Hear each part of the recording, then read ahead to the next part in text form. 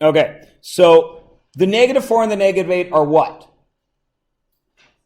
X's and Y's, right? And when I look in this equation, I have X's and Y's, yes? Everyone's cool, right? So what I have there is I have negative 4 squared. That's the X, and it goes with an A. Everybody cool? Right? And then I add negative 4, because that's my X again, and it goes with a B. Everybody still good? And then I add C, and then that all equals 8 for my Y. Is everybody okay?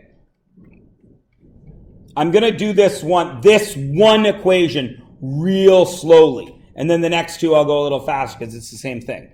So is everyone okay with what I've done there? I've just put in X's for X's and the Y for Y, yeah? Now I simplify it. What's negative 4 squared?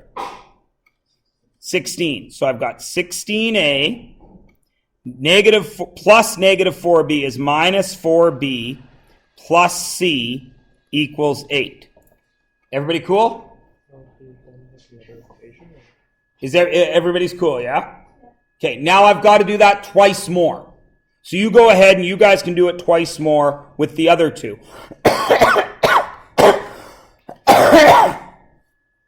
Except we actually don't need to do it 3 times here because of this point.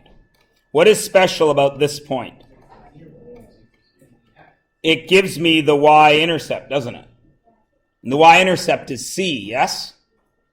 So I also know because of this point that C equals 4, don't I? Right? So I'm going to put that over here. C equals 4. Then I come to this one, and I'll do this one in green. This guy is negative 1, or not negative 1, sorry, dumbhead. 1 squared A plus 1B plus C equals 13, correct? Everybody cool? So that's A plus B plus C equals 13, yeah? Okay, now I have this equation, I have this equation, and what do I know about that letter in both equations? It's 4. So what I really have is 16A minus 4B plus 4 equals 8. And I have A plus B plus 4 equals 13. Right? Now, I just do a quick bit of math, and I end up with 16A minus 4B equals 4. Yes? Because the 4 comes over here and changes signs. Everyone good? And what's this one? A plus B equals 9. Yes? Everyone's okay? And then here, you're just solving a system of equations like you did in grade 10. With substitution or elimination.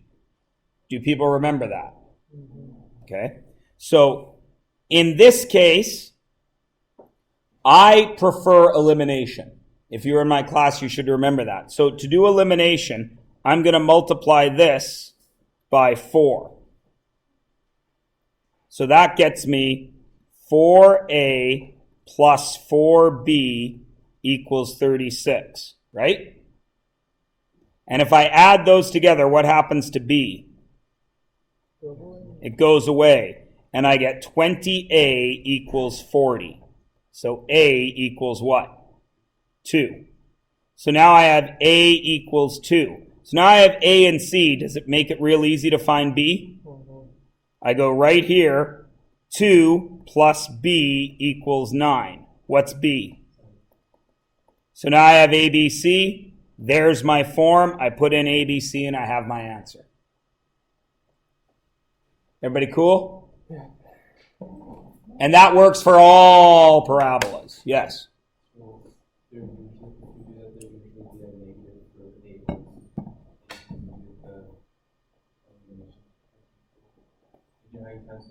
Oh, yeah. Well, if this was A minus B, then I would multiply it by -4 to get a positive, right?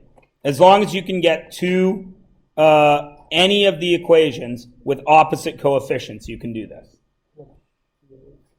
Which is my personal favorite way to do it. You can also do substitution. There were some kids in my class last year that preferred substitution.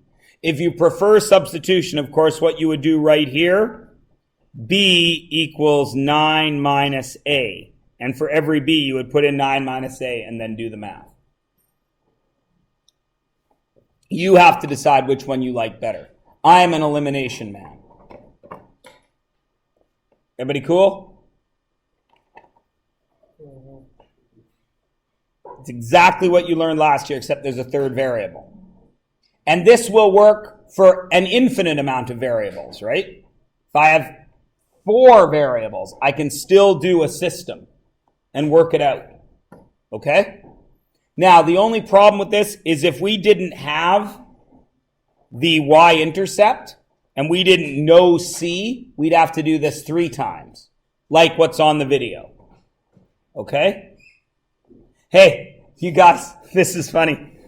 I was making that video last night at like 9:30. So I was sitting at the dining room table and I was making the video and I was talking and I was using my video voice. Not the one that speaks to all of you guys, but the one when I make a video on my own. So I just have to talk quietly enough for the microphone to hear it. Not all the way to the back of the room. ASMR voice? Huh? Your ASMR voice? Yes, yes. And I said to Catherine, it's like 9:40. We were going to watch a movie or something on the PVR afterwards. The kids have gone to bed. We were going to watch some show that the kids don't watch, Modern Family or something. I don't know. And I said, I need like 10 minutes to go and make this video. And she's like, yeah, no problem. I'll just, crush candy. So I start talking and I get my voice out and I'm doing this. And she's a kindergarten teacher. Doesn't have a lot of parabola work in kindergarten.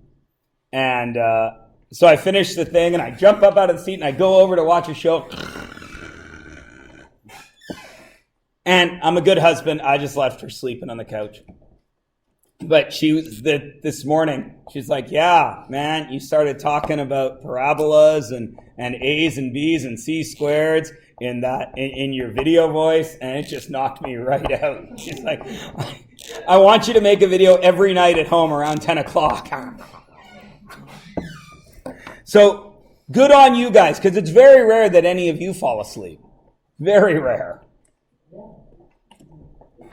To be fair, I'm using my bigger voice here. But, all right, so we're all good with the systems? Yeah? Okay. Was anybody actually able to do the Louisa question? You had to remember some physics to do the Louisa question. I don't even remember what it was.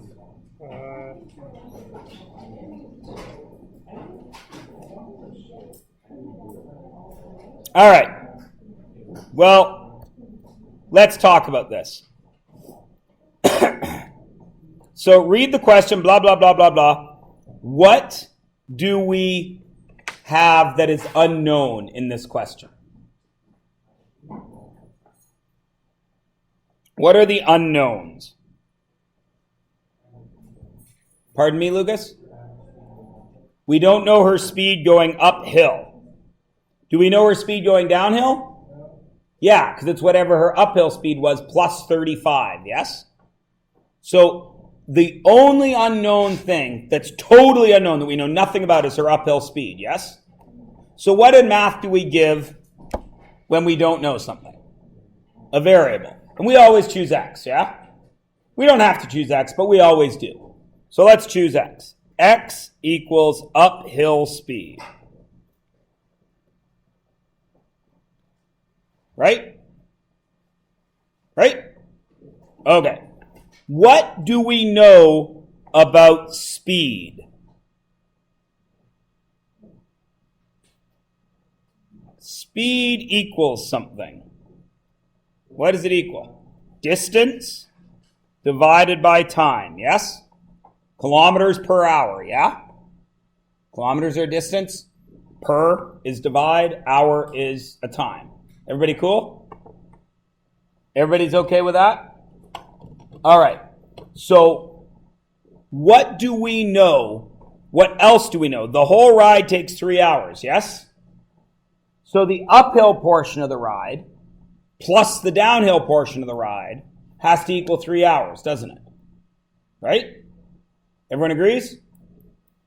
Everyone agrees? So her time up the hill plus her time down the hill has to equal 3 hours, correct? Everyone agree? Okay. If speed is d over t, but I need a t, what do I have to do here to get t?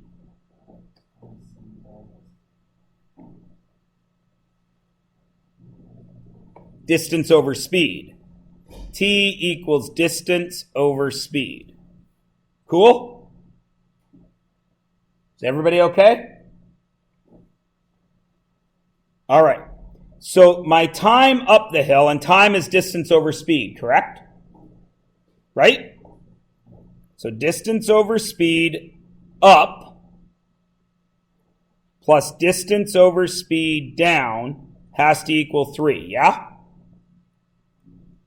Everybody agree? Okay. What is her distance?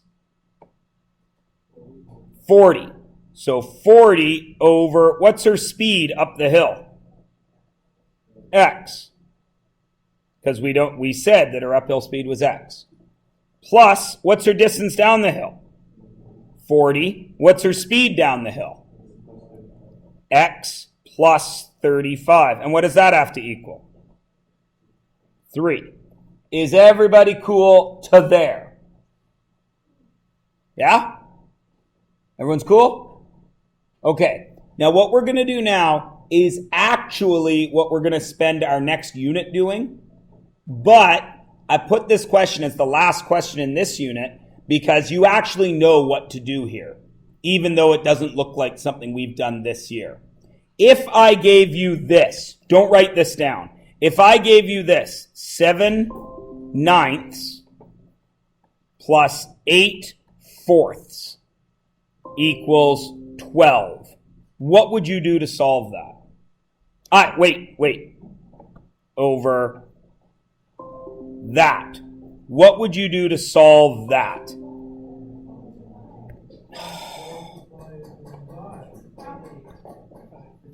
What would you do? You got to get the x alone, yeah? So you got to get rid of the numbers on the bottom, right? So what gets rid of divided by 9? Times 9. What gets rid of divided by 4? Times 4. So if you've got to multiply by 9 and you got to multiply by 4, couldn't you multiply it all by 36? Everyone remembers that, yeah? That's old math. So let's come over to here. Does this look like this? A little bit, right? What do I got to do to get rid of divided by x? Because I don't want the x down there. Where do I want x? In the numerator. So what do I got to do to get rid of this divided by x? Multiply everything by x. Agreed? Okay. So if I multiply everything by x, what's going to happen to this first x? It's going to go away. It's going to cancel. So I'm going to get 40, yeah? Plus 40x, because the x is a numerator, over x plus 35, right? Because x is over 1. X times plus 35 times 1. Everybody still cool? And what is that going to equal? 3x. Is everybody good? Okay. Now what's ugly? I got it x on the bottom still. How do I get rid of divided by x plus 35? Multiply by x plus 35. So this is going to be 40x plus 35. What's going to happen to this x plus 35? It's going to cancel. 40x equals 3x squared plus 105x. Is everybody cool? 3x squared, 3 times 35 is 105x. Everybody good? Now, does this almost look like what we want? What's in the way? This right here, right? What should we do with that? Forget about what we're doing now. Think of this one step. What do I need to do to get rid of these brackets? Because there's no brackets in a quadratic. Going to expand it, right? So let's expand it. 40x plus 35 times 40 is 40 times 30 is 1200. 5 times 40 is 200. 1400 plus 40x equals 3x squared plus 105x. Now am I so close? What should I do now? Even if I was in grade 9, I could finish this. Collect like terms. 3x squared. No other x squareds. 40 and 40 is 80. Then it's got to move over here. So what happens to it? Minus 105 minus 80 is 25x. And what does this 1400 have to do? Moves over and becomes negative 1400 equals y. Now, can you do it? Now you can find x, can't you? What would you use? If you didn't have a graphing calculator, what would you have to do here? Math. You would either complete the square to find the vertex and all that stuff, right? Or you would negative b over 2a, that'll find you the vertex, right? Now, what's the question asking me for? The uphill and downhill speeds. So I need x, don't I? Does the vertex form give me x? Does it give me my roots? It can. You just got to solve for it, yes? Could I also use the quadratic formula? Does that give me my x? Yeah, right? Could I factor it? If it factors, I could factor it. I haven't looked. I don't know if it factors or not. Or, if I have my calculator, what do I do with that? Plug it in and look for what? Vertex, value, root, intersect, what? On the calculator it's 0. Vertex, maximum, minimum, intersect, value, or 0. The zeros, because I want the x's, yes? So whatever I do, all my methods are available to me once I get there. Everybody cool? Now, the point I'm trying to make with putting this question here is this you knew from grade 10 science. You had to bring that to this party. But other than that, did we do anything new at all? No. This was all grade 9 algebra, wasn't it? Until here. And then we had to do something that was grade 11. Everybody cool? Now, if you punch that into your calculator, because that's the easiest thing to do, right? If I were to put that into my calculator,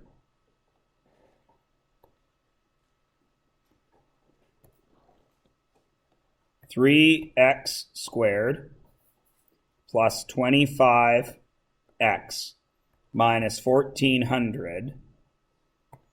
That's not going to fit on my window, is it? No, of course not. So I'd have to change my window. Do I need any negatives? No, why? I can't have negative speeds and negative times and everything, right? So I can make my x min 0, because we know it's going to make a parabola, but the x that's on the negative side it's going to be extraneous, isn't it? Because I don't want a negative speed. My maximum speed, who knows what it's going to be? Let's call it 100. My y min 0, my y max, call it 100. See what we get. Is that all I need? Why is that all I need? Because it's got the root, right? It's got my x-axis or my x-intercept right there. Yeah? Second, calc 0. Oh, my stupid calculator. You guys can just hold your button down. It's a pain. Oh, there I am. Enter. Right boundary, enter, enter. Oh. Yeah, you gotta have it visible. But the answer ends up being, when I was just to the left, it was like 16 something. And just to the right would have been 8, was 19 something, so somewhere between 16 and 19. Did you actually get it, Joel? X equals what? 18 exactly? Okay. So if X is 17.9, is that my uphill or my downhill speed? Uphill. How do I find my downhill speed? 17.9 plus 35. Cool? And again, nothing new, right? Just putting all the math you've ever been taught into one question, right? Because this really has every single math thing you have ever been taught is in this question, isn't it? Right? There's exponents, there's factoring, there's algebra, there's moving equations around. Right? Plain old adding and subtracting? No, Joel, you're right. Absolutely. This one question could be the only question on a grade 11 final exam. Couldn't it? Because it has absolutely everything in it. No. Don't be crazy. No, because what if you screw up part of this? Only the strongest will survive. Only the strong shall survive. Yes.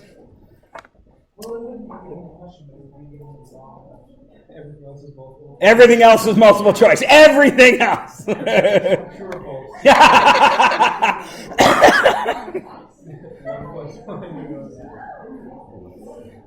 X plus 3 equals 9. True. All right. So everyone is good?